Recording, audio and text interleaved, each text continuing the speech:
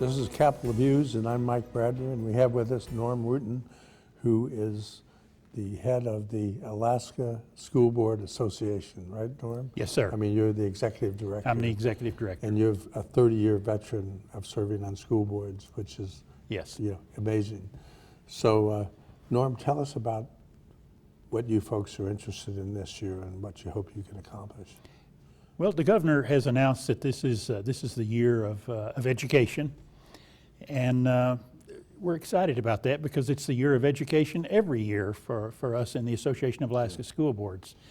And my board of directors and my delegate assembly puts together legislative priorities, and this year one of those priorities that we'll be working on a lot is ensuring that every child is literate, that is, learning to read.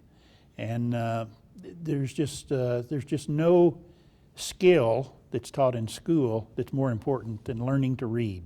It crosses all content areas in the school. And the bill that was just introduced, the SB 6, Alaska Reads Act, it's being called now. We're excited about many of the things that are in that bill. Not so excited about other things, but we're looking forward to the bill going through a process, and the process then making the bill even better than it is now. And we're prepared to work for that process. Like that's how everybody's approaching it. They're saying this isn't frozen in stone. It's put it on the table. We're going to be good critics and see if we can make this thing work for everybody. Certainly. We're excited about the pre-K elements of that, and kids learning to read, being ready to learn when they enter kindergarten. And so we are prepared to work with the legislature, through the committees, and testify on the bills and get input from our folks.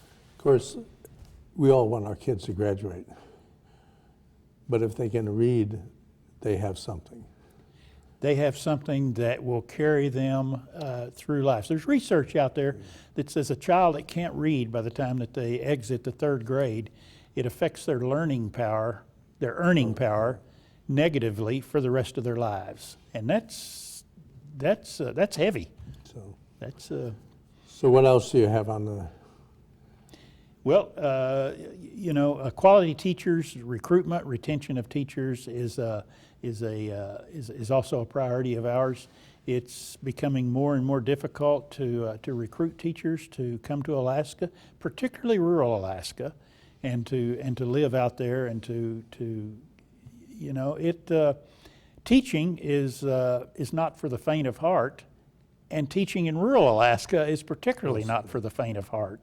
It's I really admire those folks who spend their careers out there and working with those youngsters out there, because it's tough to come to Alaska. We would like more homegrown teachers. We would like Alaskans to attract more Alaskans into the teaching profession.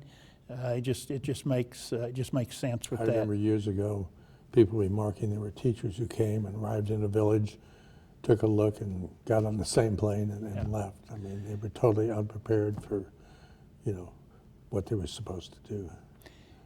And I think Alaskan teaching programs are doing a good job, of preparing young people to do that. But unfortunately, we can't produce the numbers that we need just through our statewide, our in-state colleges, and so we just need to do a better job of preparing those teachers. Is pay and retirement a factor? Pay and retirement are a big factor. We're on Tier 4 of a teacher retirement system, and it's actually a retirement system that encourages you to become vested and then leave the state.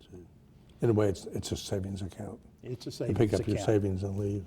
It's a 401k, if you would. And then we have a penalty with Social Security. Yes. And, So what else you got there? Well, funding is always at the top of our issues, and our folks have made that clear to us. Flat funding is a cut. I mean, you've heard that over and over. And We've been flat funded for how many years? oh, when was the last BSA increase? 6 years, something like that ago. And I know I pay more for everything. I pay more for a loaf of bread, for a gallon of milk, to fuel my truck. You know, and it just goes up. So all of the goods that school districts purchase cost more now than they did. And they cost more every year. Transportation costs more. Housing costs more. It's just construction, maintenance, all of those things. Norm, we're out of time.